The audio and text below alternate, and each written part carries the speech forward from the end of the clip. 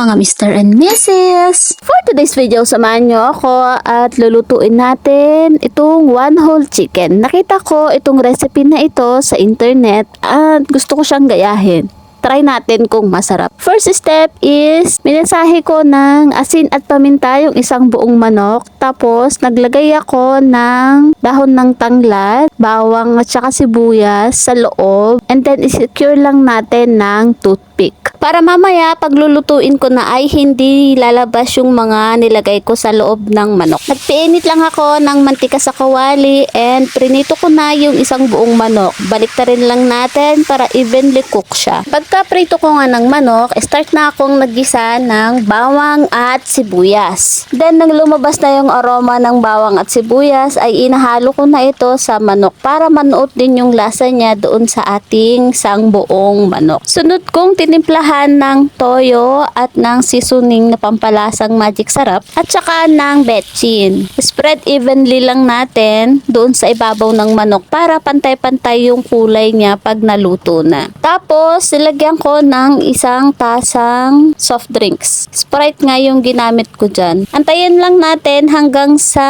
kumulo or hanggang sa lumapot yung sabaw. Tapos, pwede na. Ang mali ko nga lang ay hindi ko na nabidyohan yung final part.